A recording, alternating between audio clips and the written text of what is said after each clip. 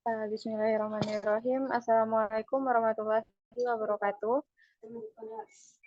Baiklah teman-teman, pada pertemuan ke-12 ini kami dari kelompok 11 yang topik materinya mengenai tentang pendidikan sepanjang hayat dengan dosen pengampu Dr. Muhammad Natsir, MPD, dan Ibu Fevi Sunarti, MPD. Adapun anggota kelompok saya Nurul Fazira dengan NIM 22003125, Widya Febrianti dengan NIM 22003161, saya sendiri Fani Febri Jozia dengan NIM 22003157, dan Rahmita Juliandori dengan NIM 22003207. Baiklah, langsung saja kepada pemateri pertama, saya persilahkan. Terima kasih kepada moderator. Saya Widya Febrianti dengan NIM 220031 sebagai pemateri pertama. Langsung saja, yang pertama, pengertian pendidikan sepanjang hayat. Dalam arti luas, pendidikan sepanjang hayat atau lifelong education adalah bahwa pendidikan tidak berhenti hingga individu menjadi dewasa, tetapi tetap berlanjut sepanjang hidupnya. Pendidikan sepanjang hayat menjadi lebih tinggi urgensinya pada saat ini karena manusia perlu terus-menerus menyesuaikan diri supaya dapat tetap hidup secara wajar dalam lingkungan masyarakatnya yang selalu berubah. Pengertian pendidikan sepanjang hayat menurut ahli, yang pertama menurut Delker 1974 mengemukakan bahwa pendidikan sepanjang hayat adalah perbuatan manusia secara wajar dan alamiah yang prosesnya tidak selalu memerlukan kehadiran guru, pamong, atau pendidik. Proses belajar tersebut mungkin tidak disadari oleh seseorang atau kelompok bahwa ia atau mereka telah sedang terlibat di dalamnya. Kegiatan belajar sepanjang hayat terwujud apabila terdapat dorongan pada diri seseorang atau kelompok untuk memenuhi kebutuhan belajar dan kepuasan, serta apabila ada kesadaran dan semangat untuk belajar selama hayatnya masih dikandung badan. Yang kedua, menurut Gestrelius 1977, mengemukakan bahwa pendidikan sepanjang hayat mencakup interaksi belajar atau pembelajaran, penentuan bahan belajar dan metode belajar, lembaga penyelenggara, fasilitas, administrasi, dan kondisi lingkungan yang mendukung kegiatan belajar berkelanjutan. Dalam pendidikan ini termasuk pula peranan pendidik atau peserta didik yang harus saling belajar, mengelola kegiatan belajar, dan faktor-faktor lainnya yang mendukung terjadinya proses belajar. Di sisi lain, dari pendidikan sepanjang hayat adalah peluang yang luas bagi seseorang untuk terus-menerus belajar dapat meraih keadaan kehidupan yang lebih baik. Selanjutnya, dasar-dasar pemikiran pendidikan sepanjang hayat. Ada beberapa cara untuk meninjau dasar pemikiran mengenai pendidikan sepanjang hayat, diantaranya yang pertama, tinjauan ideologis. Semua manusia dilahirkan sama dan mempunyai hak yang sama, khususnya hak untuk memperoleh pendidikan dan meningkatkan pengetahuan serta keterampilannya. Yang kedua, tinjauan ekonomis. Salah satu cara keluar dari lingkaran antara kebodohan dan kemelaratan atau kemiskinan ialah dengan pendidikan seumur hidup. Yang ketiga, tinjauan sosiologis. Salah satu masalah pendidikan di negara berkembang adalah pemborosan pendidikan yang disebabkan oleh sebagian orang tua kurang menyadari pentingnya pendidikan. Putus sekolah, bahkan tidak sama sekali sekolah. Hal ini dapat mengakibatkan bertambahnya jumlah buta huruf, terutama bagi orang tua yang lahir pada zaman yang belum berkembang pesat seperti sekarang ini. Yang keempat, tinjauan politis. Negara kita adalah negara demokrasi di mana seluruh warga negara wajib menyadari hak dan kewajibannya, di samping itu memahami fungsi pemerintah.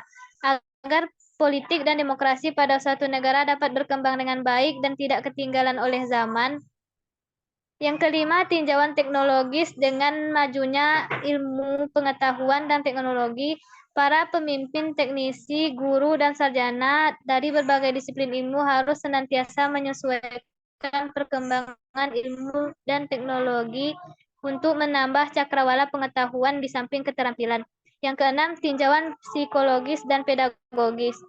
Tak ayal lagi bahwa perkembangan ilmu pengetahuan dan teknologi berpengaruh besar terhadap pendidikan, khususnya konsep dan teknik penyampaiannya.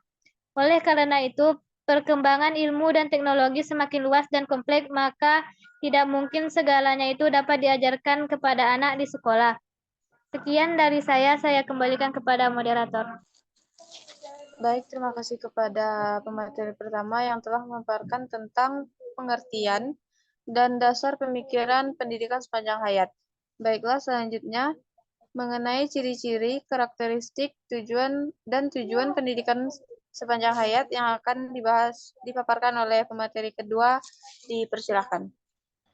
Baik, terima kasih kepada moderator. Saya Rameta Juliandori dengan NIM 220032207 akan berperan menjadi pemateri kedua. Pembahasan ketiga itu ada ciri-ciri manusia yang menjadi pelajar sepanjang hayat. Ciri-ciri manusia yang menjadi pelajar sepanjang hayat itu ada 11. Yang pertama adalah memiliki kesadaran bahwa dirinya harus belajar sepanjang hayat. Yang kedua, memiliki pandangan bahwa belajar hal-hal yang baru merupakan cara logis untuk mengatasi masalah. Yang ketiga, bersemangat tinggi untuk belajar pada semua level. Yang keempat, menyambut baik perubahan. Selanjutnya, percaya bahwa tantangan sepanjang hidup adalah peluang untuk belajar hal baru. Yang keenam, memiliki rasa ingin tahu yang tinggi. Yang ketujuh, memiliki sifat kepercayaan diri atau optimisme yang tinggi. Yang kedelapan adalah memiliki sifat ikhlas dan sabar dalam mencari ilmu pengetahuan sebanyak-banyaknya. Yang kesembilan, mencari konsistensi yang tinggi dan tidak putus asa untuk terus belajar. Yang kesepuluh, memiliki visi dan misi yang jelas dalam hidupnya. Dan yang terakhir adalah tuntutan pekerjaan. Selanjutnya ada karakteristik pendidikan sepanjang hayat, yang dimana karakteristiknya itu yang pertama adalah hidup, seumur hidup, dan pendidikan, merupakan 3 istilah pokok yang menentukan lingkup dan makna pendidikan seumur hidup. Yang kedua adalah pendidikan tidaklah selesai setelah berakhirnya masa sekolah, tetapi merupakan sebuah proses yang berlangsung sepanjang hidup. Yang ketiga, pendidikan seumur hidup tidak diartikan sebagai pendidikan orang dewasa, tetapi pendidikan seumur hidup mencakup dan memadukan semua tahap pendidikan, yaitu pendidikan dasar, menengah, dan sebagainya. Yang keempat, pendidikan seumur hidup mencakup pola-pola pendidikan formal maupun pola-pola pendidikan non-formal. Yang kelima, pendidikan seumur hidup mampu menghilangkan tembok pemisah antara sekolah dengan lingkungan kehidupan nyata di luar sekolah. Yang keenam adalah pendidikan sepanjang hayat mampu menempatkan kegiatan belajar sebagai bagian dari proses hidup yang berkesinambungan. Yang ketujuh, pendidikan sepanjang hayat lebih mengutamakan pembekalan sikap dan metode daripada isi pendidikan. Yang kedelapan, pendidikan sepanjang hayat mampu menempatkan peserta didik sebagai individu yang menjadi pelaku utama dalam proses pendidikan. Yang kesembilan, pendidikan seumur hidup memiliki 2 macam komponen besar, yaitu pendidikan umum dan pendidikan profesional. Komponen tersebut tidaklah terpisah satu sama lain, tetapi saling berhubungan dengan sendirinya dan bersifat interaktif. Dan yang terakhir adalah tujuan akhir pendidikan seumur hidup adalah mempertahankan dan meningkatkan mutu hidup. Selanjutnya, tujuan pendidikan sepanjang hayat, yang dimana tujuannya ada 6. Yang pertama itu mengembangkan potensi kepribadian manusia sesuai dengan kodrat dan hakikatnya. Yang kedua, mengembangkan proses pertumbuhan dan perkembangan kepribadian manusia bersifat seumur hidup dan dinamis, maka pendidikan wajar berlangsung selama seumur hidup. Yang ketiga, menciptakan belajar untuk hidup atau learning to be, dan membentuk masyarakat belajar atau learning society. Yang keempat, sebagai pembelajaran mandiri atau self-learning, yaitu menyesuaikan diri dengan perubahan positif yang terus-menerus dan berkembang dalam sepanjang kehidupan manusia dan masyarakat, serta menyiapkan diri guna mencapai kehidupan yang lebih baik di masa yang akan datang. Yang keenam ada membangun seseorang untuk meningkatkan produktivitas individu, organisasi, tempat kerja, dan negara. Dan yang terakhir adalah mampu mengembangkan potensi, pengetahuan, dan keterampilan yang dimilikinya. Sekian dari saya kembalikan kepada moderator. Baik, terima kasih kepada Rahmita Juliandori yang telah memaparkan tentang ciri-ciri, karakteristik, dan tujuan pendidikan sepanjang hayat. Selanjutnya, materi selanjutnya akan dijelaskan oleh materi ketiga. Saya persilahkan. Terima kasih kepada moderator. Saya Nurul Fazira sebagai pemateri ketiga.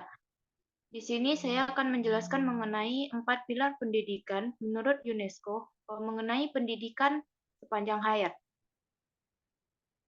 Yang pertama yaitu learning to know. yang mana pendidikan pada hakikatnya merupakan usaha untuk mencari agar mengetahui informasi yang dibutuhkan dan berguna bagi kehidupan. Penguasaan yang dalam dan luas akan bidang ilmu tertentu, termasuk di dalamnya yaitu learning to know. Untuk mengimplementasikan belajar untuk mengetahui, guru harus mampu menempatkan diri sebagai fasilitator. Di samping itu, guru dituntut untuk berperan ganda sebagai kawan berdialog bagi siswanya dalam rangka mengembangkan penguasaan pengetahuan siswa. Yang kedua yaitu learning to do.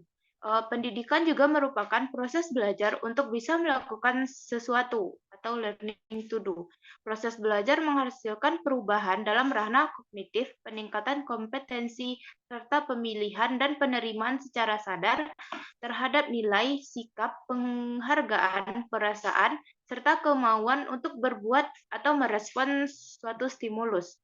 Pendidikan membekali manusia agar tidak Pendidikan membekali manusia tidak sekedar untuk mengetahui, tetapi lebih kepada keterampilan berbuat atau mengerjakan sesuatu sehingga menghasilkan sesuatu yang dapat bermakna bagi kehidupannya. Yang ketiga yaitu learning to be.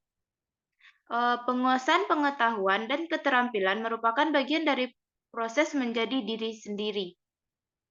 Hal ini mencakup kaitan dengan bakat, minat, perkembangan fisik, dan kejiwaan anak serta kondisi lingkungan. Misalnya, bagi anak yang agresif akan menemukan jati dirinya bila diberikan kesempatan cukup luas untuk berkreasi. Dan sebaliknya, bagi anak yang pasif, peran guru sebagai kompas penunjuk arah sekaligus menjadi fasilitator sangat diperlukan untuk menumbuh kembang potensi yang ada di dalam diri anak tersebut secara maksimal. Menjadi diri sendiri dapat diartikan sebagai proses penambahan terhadap kebutuhan dan jati diri. Belajar berperilaku sesuai dengan norma dan kaidah yang berlaku di masyarakat, serta belajar menjadi manusia yang berhasil. Belajar untuk mandiri, menjadi manusia yang bertanggung jawab untuk mewujudkan tujuan bersama. Yang keempat yaitu learning to live together, yang mana belajar memahami dan menghargai orang lain. Terjadinya proses learning to live together pada pilar keempat ini, yaitu seperti kebiasaan hidup bersama, saling menghargai, keterbukaan, memberi dan menerima perlu dikembangkan di dalam sekolah. Kondisi ini seperti yang memungkinkan tumbuhnya sikap saling pengertian antar ras, suku, dan agama dengan kemampuan yang dimiliki sebagai hasil dari proses pendidikan dapat dijadikan sebagai bekal untuk mampu berperan dalam lingkungan di mana individu tersebut berada. Yang ke materi selanjutnya yaitu peran pendidikan sepanjang hayat. Pendidikan sepanjang hayat diperlukan untuk meningkatkan bersama distribusi pelayanan pendidikan, memiliki implikasi ekonomi yang menyenangkan dan eksistensi dalam menghadapi struktur sosial yang berubah menjadi lebih baik, sehingga akan menghantarkan peningkatan kualitas hidup yang lebih baik juga. Gagasan dasar bahwa pendidikan harus dikonsepkan secara formal sebagai proses terus-menerus. Pendidikan sepanjang hayat memungkinkan seseorang mengembangkan potensi-potensi yang sesuai dengan kebutuhan hidupnya. Sebab pada dasarnya, semua manusia dilahirkan ke dunia mempunyai hak yang sama, khususnya untuk mendapatkan pendidikan dan peningkatan pengetahuan keterampilan atau skill. Yang bisa next. Melalui pendidikan sepanjang hayat, kita dapat menemukan cara yang lebih efektif untuk keluar dari suatu lingkungan kebodohan atau kemaksiatan. Yang ketiga, meningkatkan produktivitas yang dimiliki sehingga mampu memaksimalkan kemampuan yang dimilikinya. Yang keempat, memelihara dan mengembangkan sumber daya yang dimilikinya untuk pengembangan diri pengembangan dirinya sendiri maupun orang lain yang berada di sekitarnya. Yang kelima yaitu memungkinkan hidup dalam lingkungan yang lebih sehat dan menyenangkan karena pendidikan yang telah diajarkan kepada mereka semasa muda. Yang keenam yaitu pendidikan sepanjang hayat dapat mengubah pandangan mereka yang semula bersikap acuh tak acuh kepada pendidikan menjadi bersikap positif. Yang ketujuh, pendidikan sepanjang hayat dapat memberikan pengetahuan yang belum dimiliki maupun yang belum diketahui karena di era globalisasi seperti sekarang ini tampaknya dunia dilanda dengan eksploitasi ilmu pengetahuan dan teknologi dengan berbagai produk yang dihasilkan sesuai dengan semua orang tanpa terkecuali para pendidik, sarjana, pemimpin dan sebagainya dituntut selalu mempengaruhi pengetahuan dan keterampilannya.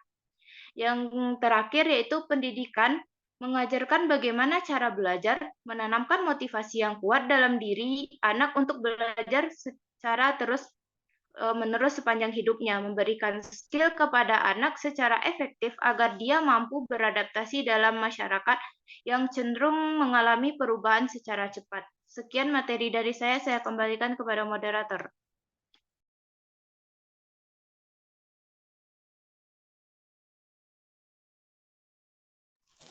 Baik, terima kasih kepada pemateri ketiga. Selanjutnya mengenai tentang implikasi pendidikan sepanjang hayat. Belajar memahami dan menghargai orang lain, sejarah mereka dinilai dan nilai-nilai agamanya. Terjadi proses learning to live together, artinya belajar untuk menjalani kehidupan bersama. Pada pilar keempat ini, kebiasaan hidup bersama, saling menghargai, terbuka, memberi, dan menerima perlu dikembangkan di sekolah. Next. Implikasi pada program pendidikan. Yang pertama itu ada pendidikan bisa tulis pengetahuan-pengetahuan baru dapat diperoleh terutama melalui bacaan. Yang kedua, pendidikan kejuruan dengan majunya teknologi dan industri, maka pendidikan kejuruan tidak boleh dipandang sekali jadi dan selesai. Yang ketiga, pendidikan profesional. Pendidikan profesional perlu mengikuti perubahan dan sikapnya terhadap profesinya masing-masing. Yang keempat, pendidikan ke arah perubahan dan pengembangan dengan perkembangan ilmu pengetahuan dan teknologi pengaruhnya telah mengusup dalam berbagai aspek kehidupan masyarakat. Yang kelima, pendidikan kewarganegaraan dan kedewasaan politik dalam pemerintahan dan masyarakat yang demokratis. Maka kedewasaan warga negara dan para pemimpinnya dalam kehidupan negara sangat penting. Untuk itu, pendidikan kewarganegaraan dan kedewasaan politik itu merupakan bagian yang penting dari pendidikan sepanjang hayat. Dengan adanya pendidikan tersebut, pemerintah dan masyarakat bisa saling bekerja sama dalam membangun dunia politik yang lebih baik. Baik, yang terakhir, yang keenam, pendidikan kultural dan pengisian waktu luang. Seseorang yang disebut terpelajar atau harus memahami dan menghargai nilai-nilai yang terkandung dalam sejarah, pandangan hidup, dan kesenian dari bangsanya sendiri. Pengetahuan terhadap nilai-nilai tersebut di samping memperkaya khasanah hidupnya juga memungkinkan untuk mengisi waktu luangnya yang lebih menyenangkan. Atas dasar itu semua, maka pendidikan kultural dan pengisian waktu luang secara konstruktif merupakan bagian penting daripada pendidikan sepanjang hayat. Next.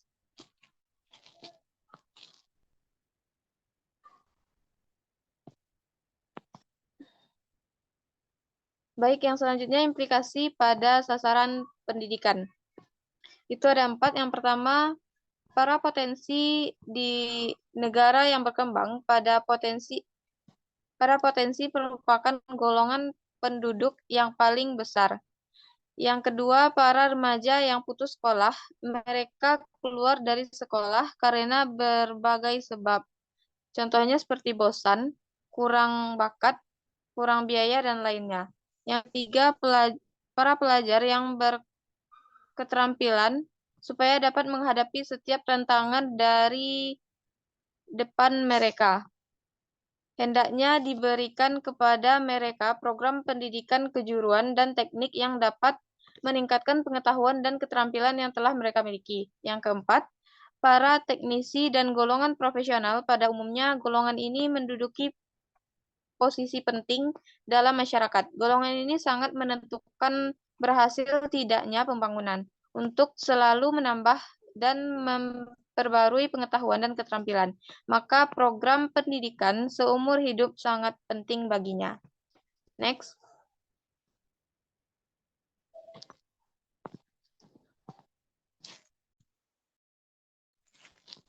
Baik, dari materi yang telah kami paparkan, itu dapat disimpulkan bahwa pendidikan seumur hidup adalah proses pendidikan secara kontinu berlangsung tanpa batas waktu dan tempat, yaitu mulai sejak lahir hingga akhir hayat manusia. Pendidikan ini dilaksanakan di jalur pendidikan formal, non-formal maupun informal yang berlangsung di dalam keluarga, di sekolah, dalam pekerjaan, dan dalam kehidupan masyarakat. Tujuan pendidikan manusia seutuhnya dan dilaksanakan seumur hidup adalah untuk mengembangkan potensi kepribadian manusia sesuai dengan kodrat dan hakikatnya, menumbuhkan kesadaran bahwa proses pertumbuhan dan perkembangan kepribadian manusia bersifat hidup dan dinamis, serta mengembangkan dan meningkatkan harapan hidup manusia. Implikasi konsep pendidikan seumur hidup adalah merupakan akibat langsung atau konsekuensi dari suatu keputusan. Baiklah, cukup sekian pemaparan materi dari kelompok 11. Saya sebagai moderator, jika ada salah kata, saya mohon maaf. Saya sudahi dengan Assalamualaikum warahmatullahi wabarakatuh.